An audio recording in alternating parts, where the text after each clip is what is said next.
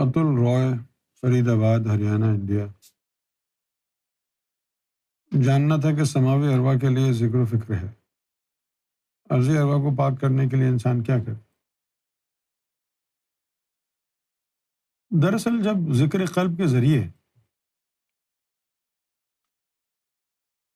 نور نس نس میں پہنچتا ہے نا، تو اس کے دوران ہی ساری ارضی ارواح پاک ہو جاتی ہے۔ نسوں میں جب نور دوڑتا ہے نا ذکر قلب کے بعد، جب نس نس میں نور پہنچ جاتا ہے، نسوں میں خون سے چلتا ہے نا پورا نظام جسم کا، ہم؟ خون میں نور آ گیا، وہی نور پھر گوشت میں ہڈیوں میں جائے گا، جو ارضی ارواح ہوں گی وہ پاک ہو جائیں گی۔ اتنی ہی طہارت کافی ہے عام مومن کے لیے۔ وہ جن کو مراقبۃ الموت لگانا ہوتا ہے ان کو پھر ان روحوں کو بیدار کرنا ضروری ہوتا ہے، عام آدمی کے لیے نہیں۔ عام آدمی کی ارضی ارواح تو وہ جو نور نسوں میں دوڑتا ہے اسی سے پاک ہو جاتی ہے، زیادہ کچھ کرنے کی ضرورت نہیں ہے۔ اس کو کیا کرنا ہے؟ ارضی ارواح کو ذکر میں لگا،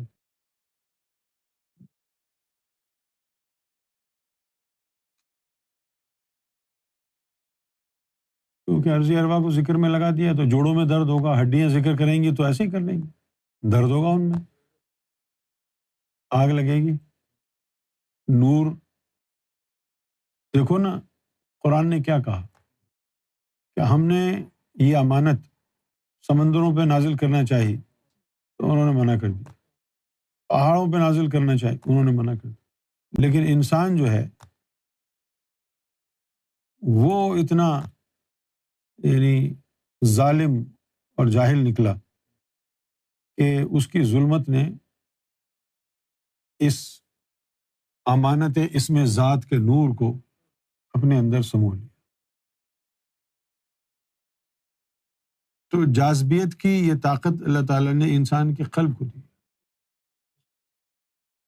پہاڑوں اور سمندروں نے تو انکار کر دیا تھا، تو پہاڑوں نے اور سمندروں نے جب انکار کر دیا تھا تو اس کا مطلب یہ ہے کہ اللہ تعالیٰ وہاں پر روح جمادی، روح نباتی کی بات کر رہا ہے کہ یہ برداشت نہیں کر سکتے اس میں ذات کا بوجھ۔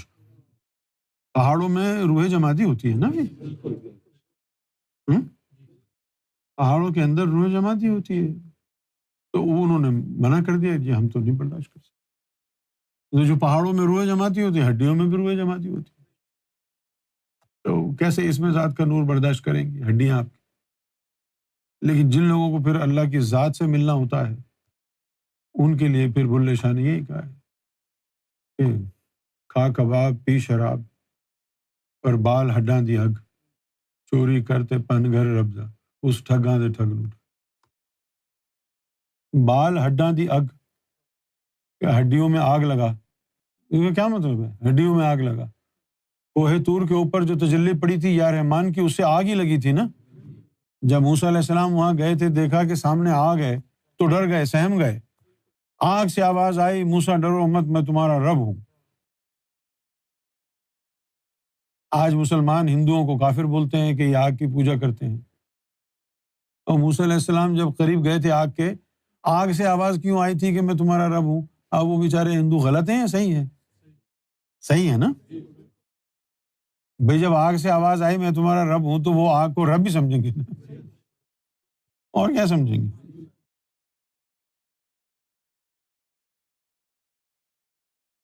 لیکن ہمارے مسلمان کہتے ہیں یہ سارے ہندو کافر ہیں، کیونکہ خود کافر ہے نا یہ۔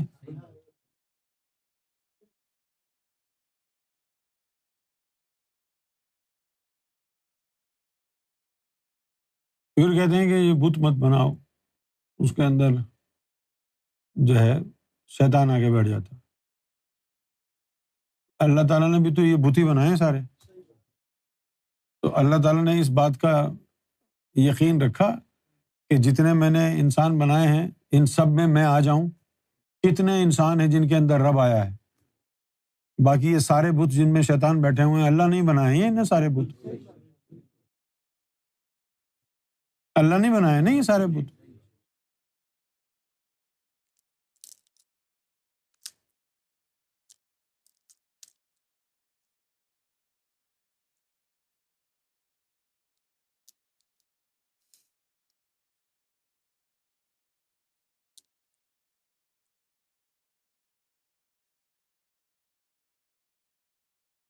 جن کو اللہ تعالیٰ ہدایت دینا چاہتا ہے ان لوگوں کے اندر عرضی ارواح بھی پاک صاف ہوتی ہے.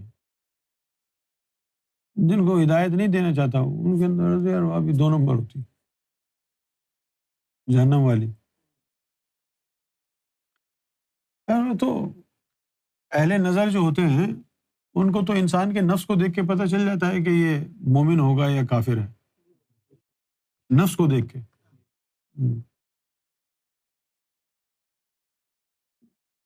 کیونکہ جو جہنم کا کتا ہوتا ہے وہ آگ لگنے سے کالا ہوتا رہتا ہے. جنت کا جو کتا ہے جو کالک اس کو لگی تھی وہی رہتی ہے، نور آتا ہے تو دھبے پڑ کے سفید ہو جاتا ہے. جہنم کا کتا جو مرضی آئے کرتے رہے اس کے اندر سفیدی نہیں آتی، اس سے پتہ چل جاتا ہے کہ یہ کتا جہنم کا ہے. اگر کسی کے اندر نفس کا کتا جہنم کا ہے تو وہ بندہ بھی تو جہنم کا ہی ہوگا، تبھی تو جہنم کا کتا آیا ہے نا.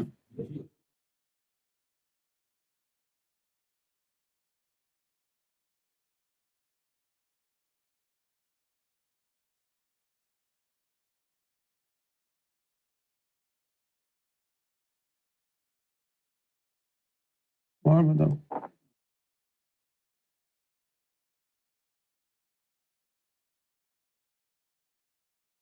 محمد افتخار العالم،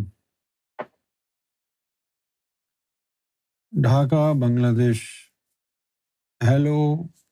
If a person commits a serious crime and later sincerely repents, does tawbah to Allah, will Allah forgive him or her? ہاں، اللہ نے قرآن مجید میں کہا ہے نا کہ اللہ سے معافی مانگو تو اللہ معاف کر دے گا. معاف تو کر دیتا ہے اللہ، لیکن ڈپینڈ کرتا ہے کہ آپ کتنا جینوئنلی توبہ کرتے ہیں. آپ کی اپنی نیت کے اوپر اس کا دار و مدار. اللہ تو غفور الرحیم ہے، قرآن میں لکھا ہے. غفور الرحیم کا مطلب کیا ہے؟ کہ وہ معاف کرنے والا ہے اور رحم کرنے والا ہے، وہ تو معاف کر دیتا ہے. اب یہ ڈیپینڈ آپ پہ کرتا ہے کہ آپ کتنے جینوئنلی اور سنسیئرلی اللہ سے توبہ کرتے ہیں. کیونکہ اکثر لوگوں کی توبہ اس لیے ہوتی ہے کہ وہ عذاب کو اسکیپ کرنا چاہتے ہیں. I don't want to be punished, چلو اللہ سے معافی مانگ لو. ان کو احساس نہیں ہوتا کہ انہوں نے غلط کیا ہے، صرف عذاب کے خوف سے، جہنم میں جانے کے خوف سے وہ توبہ کرتے ہیں. ایسی جو توبہ ہوتی ہے وہ ٹوٹ جاتی ہے بار بار. So if you genuinely seek forgiveness from God, you will not find God economical with the truth. اللہ تم کو معاف کر دے گا. اس کی بہت بڑی یہ خاصیت ہے نا کہ وہ معاف کرنے والا ہے. اگر وہ معاف نہ کرے سب کو تو پھر بڑا مسئلہ ہو جائے گا نا بھائی. انسان تو غلطی کا پتلا ہے، انسان تو غلطی کرتا رہتا ہے. اگر اللہ تعالیٰ کہے گا جی میں معافی نہیں کروں گا تو پھر سب بیکار ہو جائے گا. معافی نہیں کرنا آپ نے تو پھر سب کو بھیج دو جہنم میں، دنیا میں کیوں بھیجا. لہٰذا اللہ تو معاف کرتا ہے اگر توبہ کرنے والا سچا ہو. اب لوگوں کو توبہ کرنا بھی نہیں آتی ہے.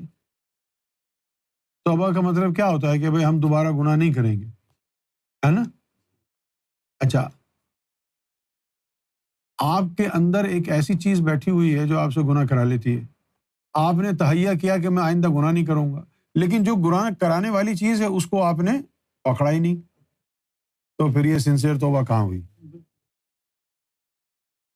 تو اصل توبہ کیا ہے؟ اللہ کی طرف رجوع کرنا، تزکیہ نفس اور تصفیہ قلب کی طرف راغب ہونا. تو آپ نے ذکر لیا، یہ ہے عمل سچی توبہ کا. اب ذکر کے ذریعے نور آپ کے اندر جائے گا، آپ کے نفس کو بھی سنوارے گا، دل کو بھی بیدار کرے گا اور آپ کو گناہوں سے روکے گا، آپ کے دل کو پاک کرے گا. اصل توبہ یہی ہے. Will Allah then accept that person is innocent? Quran said it very explicitly. If you seek forgiveness from God and God forgives you, you will be as pure as a nascent baby. جیسے کہ بچہ پیدا ہوتا ہے بالکل گناہوں سے پاک ہوتا ہے، توبہ انسان کرے اور اللہ قبول کر لے کسی کی توبہ تو اس طرح پاک ہو جاتا ہے جیسے اس نے کبھی کوئی گناہ کیا ہی نہیں۔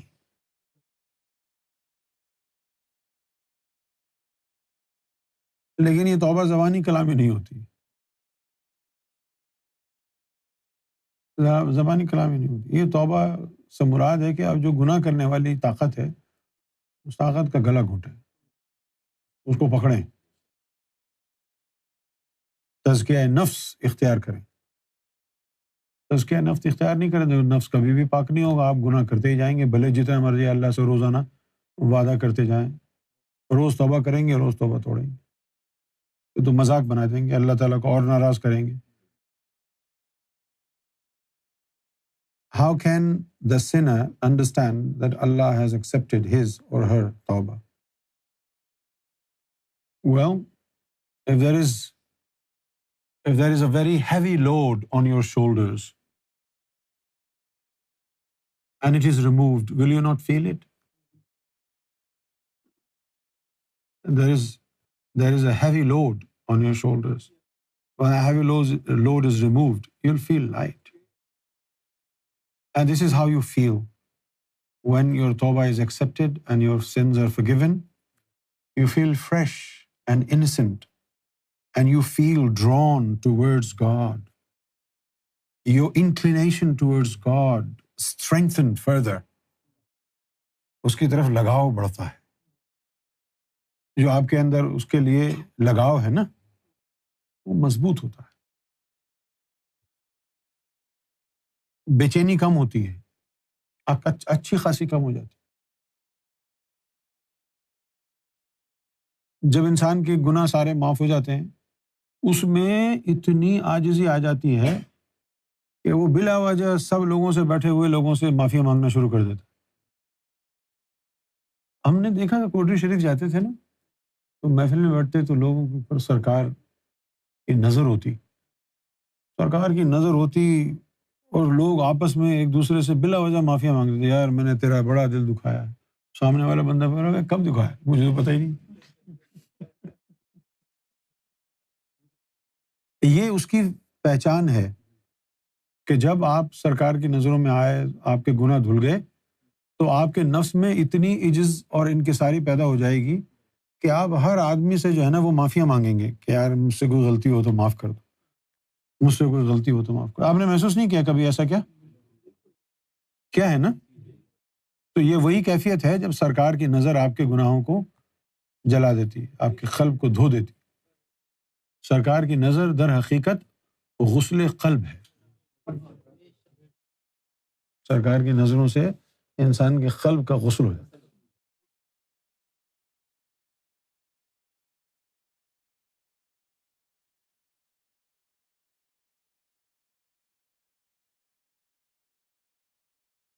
کوٹری شریف میں تراویح پڑھانے کے لیے جو ہے وہاں وہ بھی تھا حافظ جمیل، اس کو تو میں نے کبھی روتے ہوئے نہیں دیکھا۔ حافظ فرید جب پڑھاتا تھا تراویح تو میں نے تو یہ دیکھا کہ یہ تراویح میں اکثر جو ہے روتا رہتا تھا بیچارہ۔ اب یہ سرکار کی کرم نوازی ہے نا بھائی، دل کے اوپر نظر پڑ رہی ہوگی نا سرکار کی۔ تم نے دیکھا کبھی حافظ جمیل کو روتے ہوئے تراویح پڑھاتے وقت کوٹری شریف میں؟ نہیں میں نے تو نہیں دیکھا۔ جی نہیں، میں نے بھی نہیں دیکھا۔